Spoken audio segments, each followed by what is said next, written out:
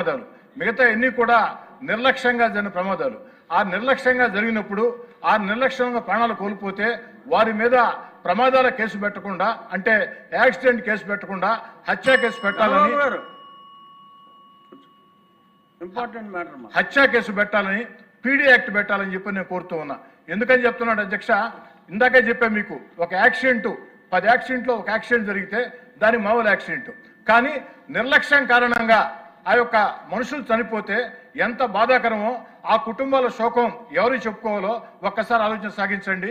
కాబట్టి వాళ్ళ మీద కఠిన చర్యలు తీసుకోవాలా. అన్నిటికీ మించి ప్రభుత్వానికి ఒక సూచన చేస్తున్నా, ముఖ్యంగా రవాణా శాఖ మంత్రి గారు రాంప్రసాద్ రెడ్డి గారు యువకుడు, ఈరోజు ఈ యొక్క స్లీపర్ బస్సుల్లో కానీ ఈ బస్సుల్లో కానీ టికెట్ల బుకింగ్కి ఏదైతే అభి అని, రెడ్ అని, మా బస్సు అని చెప్పని బుకింగ్లు జరుగుతున్నాయి. వారికి ఏమాత్రం సంబంధం ఉండదు. వ్యాపార సంస్థలు 100 కోట్లు వారికి ఆదాయాలు వస్తూ ఉంటాయి, కానీ ప్రభుత్వానికి ₹1 ఆదాయం లేదు. అదే ఆర్టీసీ డిపార్ట్మెంట్లో ప్రతి ఆర్టీసీలో కూడా మన దగ్గర మొత్తం కూడా ఈ యాప్ ఉంది. ఈ బస్సులు ఎక్కడ తిరుగుతాయి? ఆంధ్ర, తెలంగాణ, తమిళనాడు, కర్ణాటక లేదా ఒరిస్సా. కాబట్టి ఈ రాష్ట్రాల రవాణా శాఖ మంత్రులతో మాట్లాడి అభి బస్సు, రెడ్ బస్సు బుకింగ్లు కాకుండా మొత్తం కూడా ఆర్టీసీ యాప్ ద్వారా మనమే టికెట్లు బుక్ చేసుకుంటే ప్రభుత్వానికి మేలు జరుగుతుంది. తద్వారా ఆ టికెట్లు బుక్ చేసేటప్పుడు ఆర్టీసీ మన కంట్రోల్లో ఉంటుంది. కాబట్టి ఆర్టీసీ అధికారులు అన్ని ప్రమాణాలు ఉన్నప్పుడే ఆ బస్సులకి పర్మిషన్లు ఇస్తారు. ఆ విధంగా చర్యలు తీసుకోవాలని చెప్పి కోరుకుంటూ, చిట్ట మాట అధ్యక్ష, మంత్రి గారు ఏం చెప్పారంటే 25-26లో ఎన్ని కేసులు బుక్ అయినాయంటే 22,272 కేసులు బుక్ అయ్యాయని చెప్పడం జరిగింది. దాని మీద ఎంత పెనాల్టీలు వేశారంటే 21,75,00,000 పెనాల్టీ వేసామని చెప్పడం జరిగింది. అంటే సగటున 9,570 రూపాయలు.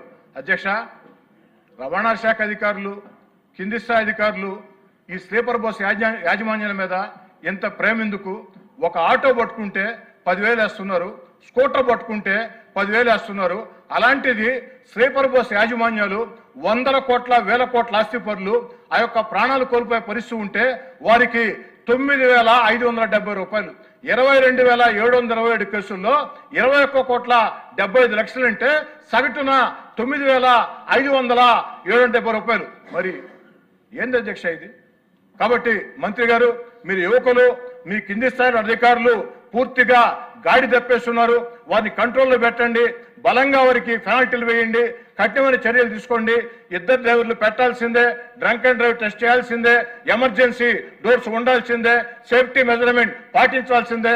అదేవిధంగా ఈ అభి రెడ్ బుక్ల మీద మరోసారి పునరాలోచన మొత్తం కూడా చేసి, రెడ్ బస్సుల మీద పునరాలోచన చేసి, ఏదైతే అన్ని రాష్ట్రాల రవాణా శాఖ మంత్రులతో మాట్లాడి, ముఖ్యమంత్రి గారితో మాట్లాడి ఈ యొక్క బస్సుల బుకింగ్ మొత్తం కూడా ఆర్టీసీ చేపట్టినట్లయితే అన్ని రాష్ట్రాలకు కూడా మేలు జరుగుతుంది, నియంత్రణ వస్తుంది.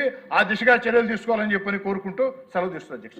విమానం పైలట్లకి ఎలాగ జాగ్రత్తలు తీసుకుంటారో వీళ్ళకి కూడా అలా తీసుకోవాలి. అదే చెప్పారు. సాధారణ ప్రాణాలు అంతే ముఖ్యం. ఎంత బాధాకరం అంటే సార్, స్లీపర్ బస్సుల్లో ప్రయాణించే వాళ్ళంతా కూడా సార్ మధ్యతరగతి, దిగువ మధ్యతరగతి, పేద కుటుంబాలు సార్. ఎంత బాధేస్తుందంటే 1 గంట 2 గంటల్లో ఇంటికి వస్తామని ఫోన్ చేస్తారు. వారు రావచ్చు, లేదా వారు చనిపోయారని వార్త రావచ్చు. దీని మీద రవాణా శాఖ మంత్రి గారు, అధికారులు దయచేసి నా మాటల్ని విమర్శలుగా భావించవద్దు. మనది ప్రజాప్రభుత్వం, మంచి ప్రభుత్వం, చంద్రబాబు గారి నేతృత్వంలో ప్రజల కోసం పనిచేసే ప్రభుత్వం. కాబట్టి అధికార యంత్రాంగాన్ని కదిలించి ముందు కొనసాగించి ప్రజలకు మేలు చేసే చర్యలు చేపట్టాలని వినయపూర్వకంగా మంత్రి గారిని అభ్యర్థిస్తూ ఉన్నా. మంత్రి గారు. అధ్యక్ష, గౌరవ సభ్యులు అడిగిన దానికి సమాధానం. అధ్యక్ష, ఈ ప్రభుత్వం ఏర్పాటైన తర్వాత 2 దుర్ఘటనలు జరిగాయి అధ్యక్ష. ముఖ్యంగా కర్నూలు అలాగే మార్కాపురం ఇన్సిడెంట్ ద్వారా పటిష్టమైన భద్రతా చర్యలు తీసుకుంటున్నాం అధ్యక్ష. దానిలో భాగంగానే కేవలం ఫిట్నెస్ వల్లే కాకుండా హ్యూమన్ ఎర్రర్ వల్ల కూడా ఈ యాక్సిడెంట్ ప్రమాదాల వల్ల ఎక్కువ ప్రాణాలు కోల్పోతున్నారు అధ్యక్ష. ముఖ్యంగా గౌరవ సభ్యులు అడిగినట్టు ప్రమాదం గురైన